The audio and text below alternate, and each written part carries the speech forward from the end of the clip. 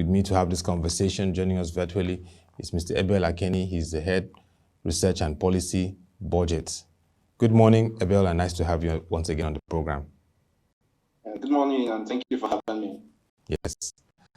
First, let's take you up on the work you do. We know that you published the 2020 edition of the State of the States report, and that looked particularly at the epidemic preparedness, considering the disruptions that COVID-19 brought to the globe and as it affects Nigeria.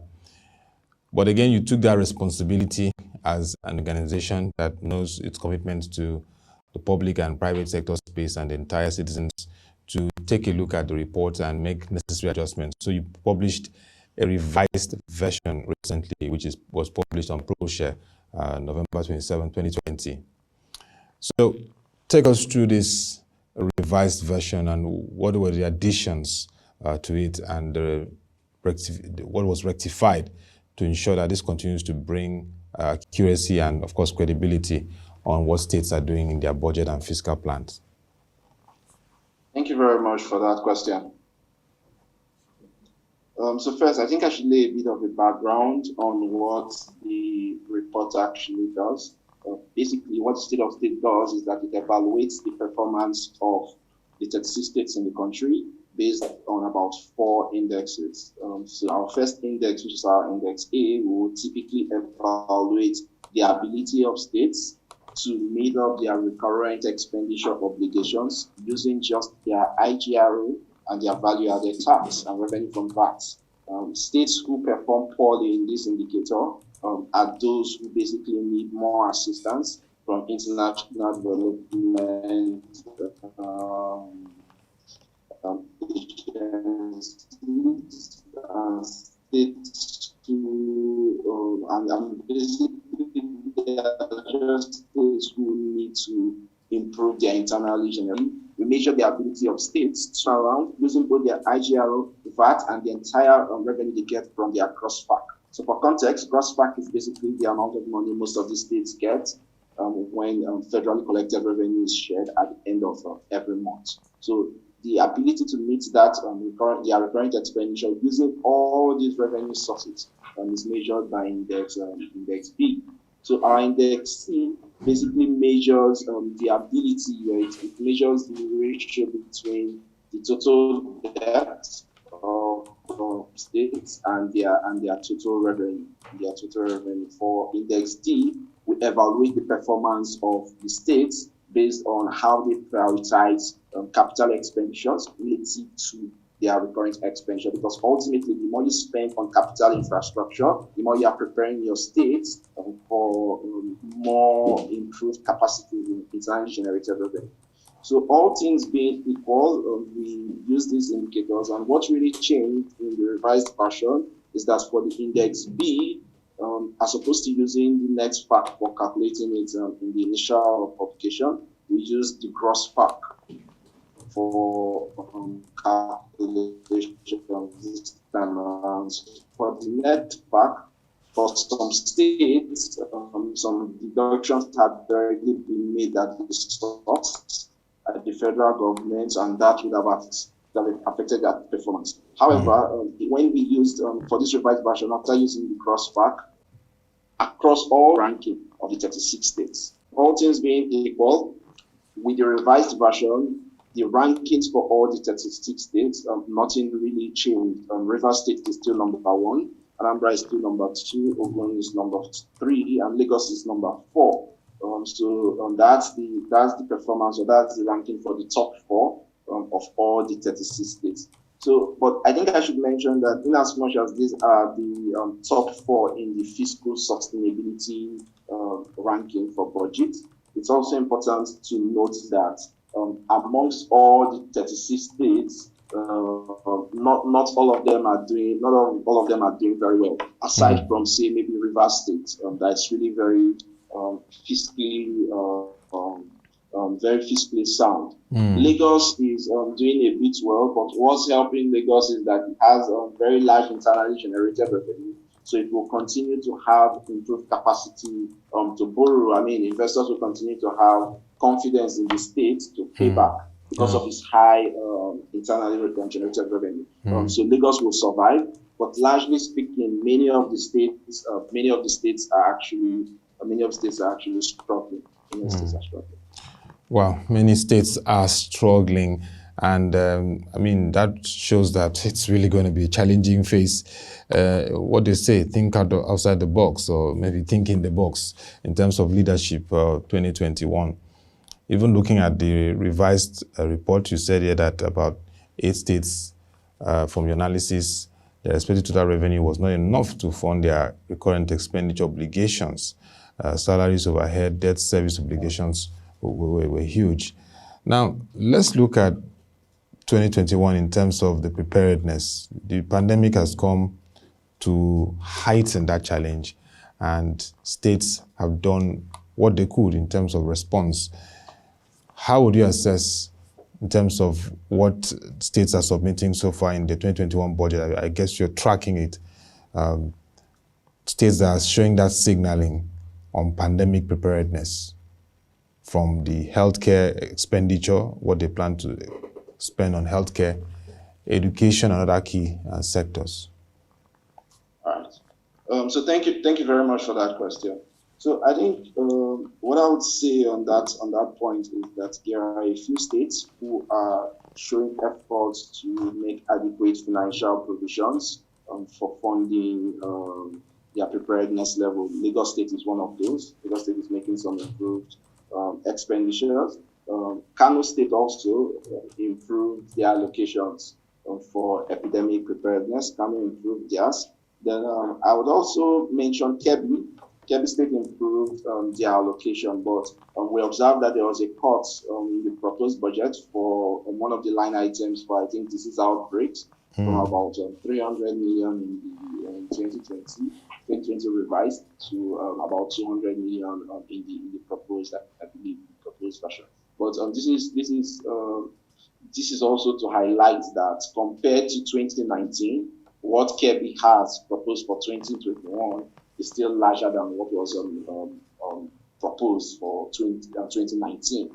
So by and large, states have actually, to some degree, seen the need to improve their allocations for prevention, detection, and controlling of various forms of disease outbreaks. But I should mention that it's not just enough to allocate increased funding. States need to know what areas of their health security apparatus they actually need to prioritize.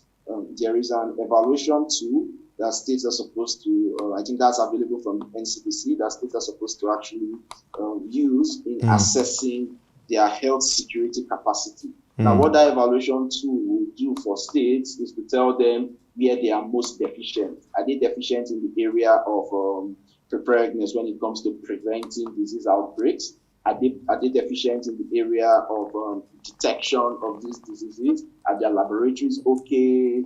Then for prevention, do they have adequate infection prevention control trainings for staffs at the primary healthcare centers? What are their strengths and their weaknesses? So that's one of the things the evaluation tool for assessment of health security capacity at the subnational level will actually help states do. So it will be useful if going forward, most of these states will actually carry out this assessment, and then they will be able to tell and know where, what areas to allocate their funding the most, so that they have the highest and best impact in controlling not only COVID-19, but several other disease outbreaks in the country. Because, I mean, COVID-19 is taking the center stage at the moment, but in reality, there are several other diseases that are ravaging the country. We have cerebrospinal meningitis, we have cholera, we have measles. I mean, they had a significant toll on the country in 2019. And the data for 2020 is not yet out, but they are having a similar effect in 2020.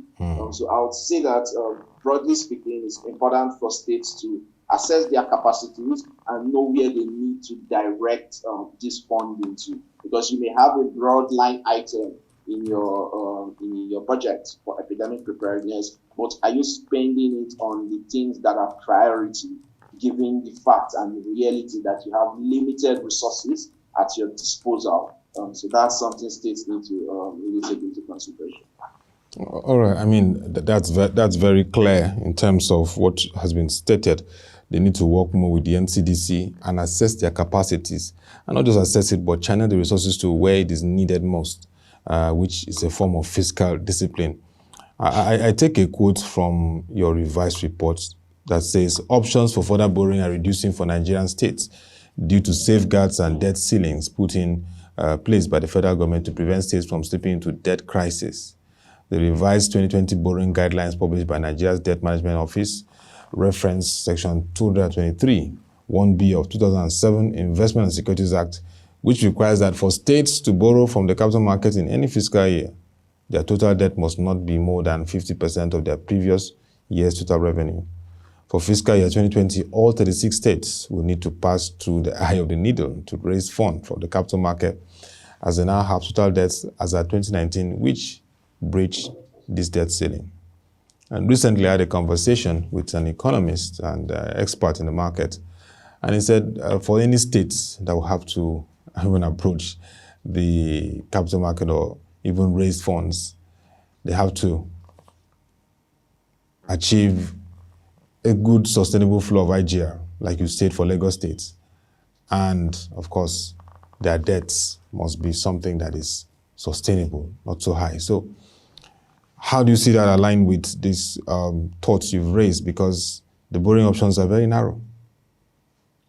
So indeed, they're actually very narrow, and it's something for both Nigerian citizens and the government to be worried about, because one of the best safeguards is the one we have for our capital market. And if that safeguard is already saying you cannot borrow if you and you do not have enough revenue flow, that means Nigerians need to pay double attention to any other place the states are going to borrow, because that means that risk is being transferred to other investors. So I mean, any investor who is lending to the state needs to, or to any state in the country this time around, to have proper conversation around even what that debt will be used for and how it will be repaid.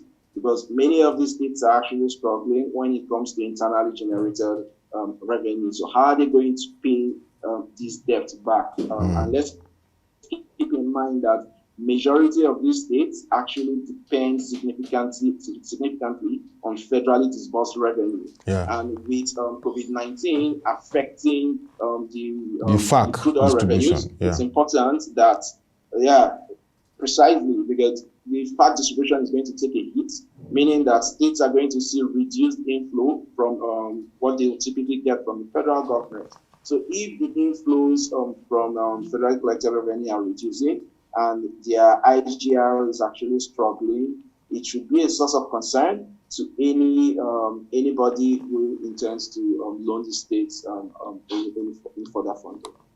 And that brings us to even the discussions that the Nigerian Governors Forum are mulling the assessing the pension funds to borrow. I mean, what's your response to that? I know that the Socioeconomic Rights Accountability Project have kicked against that move. From our analysis for 2019 fiscal performance, many of the states borrowed heavily to meet even what was the little capital expenditure they had to make. So clearly states are in need of money, so they will go seeking for more resources. However, I keep saying that it's risky to touch the pension funds because of their own track record, right? And a lot of times it's not immediately clear to citizens what these debts they take are actually used for. You see significant amounts of debts incurred by the states from 10, 15 years ago, but when you go to the sites and the locations for the infrastructure where that they say they constructed with these debts, you would not find most of this infrastructure in place. So ultimately, citizens are now paying for, through their taxes, they are paying for infrastructure that no longer exists. So if at all the borrowing from the pension funds will sail through, personally, I think it's too risky. The government should explore more private public partnerships as opposed to getting a loan from the pension funds.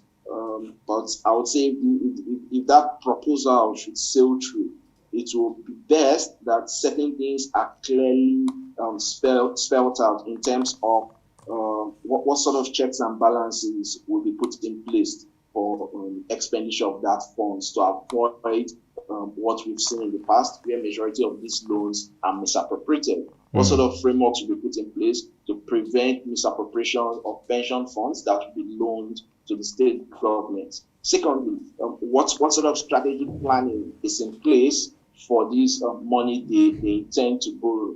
Are they just going to take these funds and invest in piecemeal infrastructure, or are they going to focus on specific sectors in the country and critically change those sectors so that we can look back in 10, 15 years' time and say, oh, okay, this money that was borrowed by the states was used for constructing specifically or for improving the road network in the country.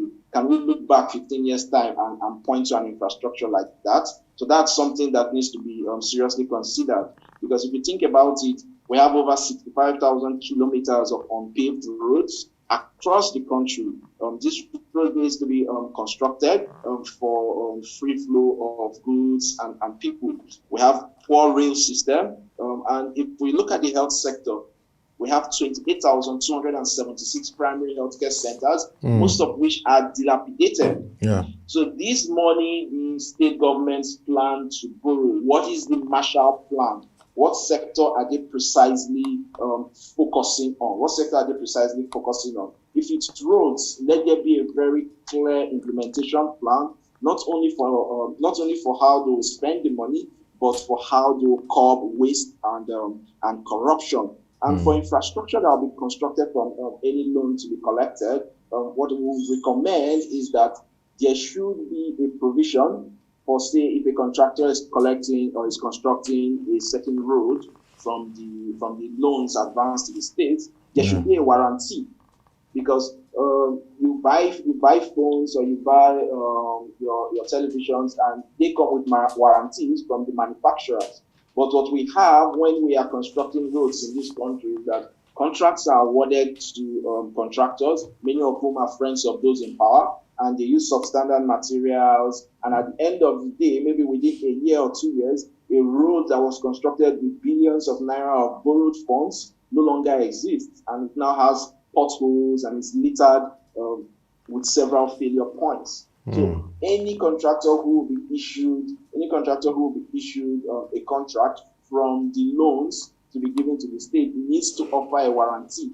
How long is your road going to last? This road you built, how long is it going to last? So that if it fails before that time frame, we can come back to you as a contractor and say, hey guys, you promised us that this road that was constructed with borrowed money would last for 10 years or would last for 5 years. Why is it failing at this point in time? So there should be some sort of warranty for any infrastructure that will be constructed from the borrowed funds. But ultimately, it's actually extremely risky for the state governors to attempt to touch the pension funds in the first place. It's a very risky proposal, given their low internal generation capacity. Yeah.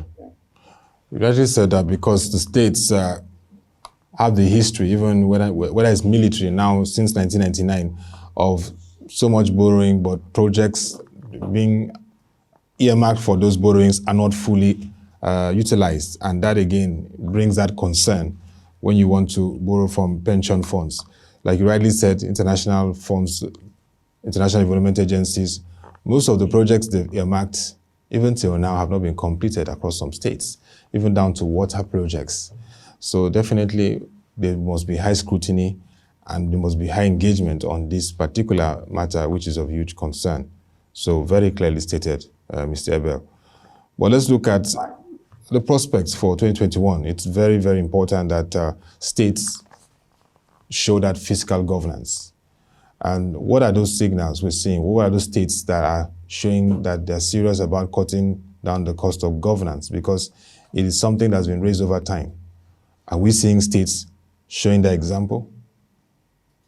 So there are a few states here and there who are doing that, but I think it's important to lay emphasis on those who are potentially not, because that's where most of the improvement needs to be recorded. Yeah. There are states, for example, in terms of how they are spending their revenue, there are states who are spending more on overhead than on capital expenditure. Like 11 So states. we would like in what? Sorry, you said it was 11 states from your report. 11.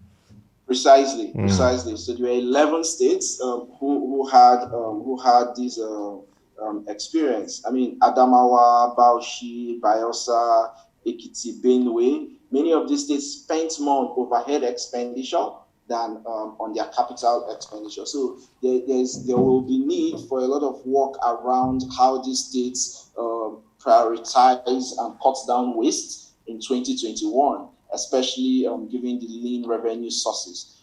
So I think that's one point to be made, that these states, I mean, at the very minimum, there should be high-level scrutiny on these 11 states to ensure that they cut down on their overhead expenditures for the 2021 fiscal cycle.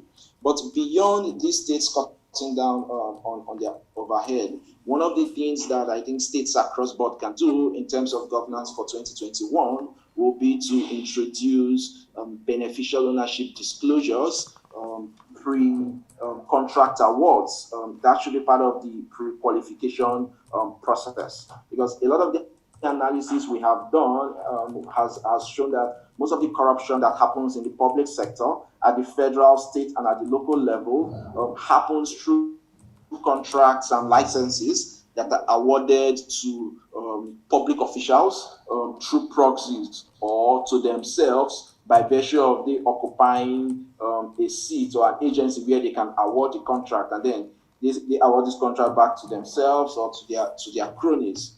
What beneficial ownership will do is that if we have the BO system in place for pre-qualification, it will flag politically exposed persons before the bidding process starts. So if we limit the amount of politically exposed persons who are giving contracts, we should see more revenue saved, and we should see more projects come to conclusion, because many of the abandoned projects are, if you trace their history, many of them are actually awarded to politically exposed persons. So that's one thing states can do. Introduce beneficial ownership system at the subnational level and make it a precondition for pre-qualification for any contract award. I mean, these are critical times. This is not a time to, the states need to be very firm, because they are heading straight towards a fiscal crisis. Many of them are going to borrow extensively, both in 2020 and in 2021.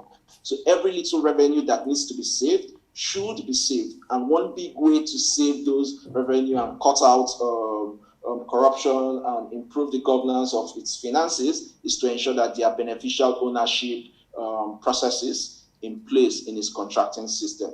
Another thing the states can do at the subnational level to improve its fiscal governance will be to introduce open contracting at the subnational level. And if they are able to do that, you would see that, so if you introduce beneficial ownership system, it cuts out politically exposed persons. Then if you introduce open contracting, what that does is that it introduces competitive bidding into the system. So you would have the highest and best use for every single naira you'll be spending as a government, because you're giving to the most qualified person at the best possible price. And these two things actually have secondary benefits to the states. Once you introduce beneficial ownership system and introduce the open contracting, you tend to increase the amount of trust that citizens have in government. Because right now there is a very wide trust deficit between citizens and the government. Citizens continuously see the government living luxurious lifestyles, and the immediate perspective is that there's a lot of looting and a lot of corruption going on from the little funds available. But once you see states taking actual steps to curb this corruption through beneficial ownership system, and they are making their bidding open and online, more people will have faith, and it's going to make it a bit easier. It's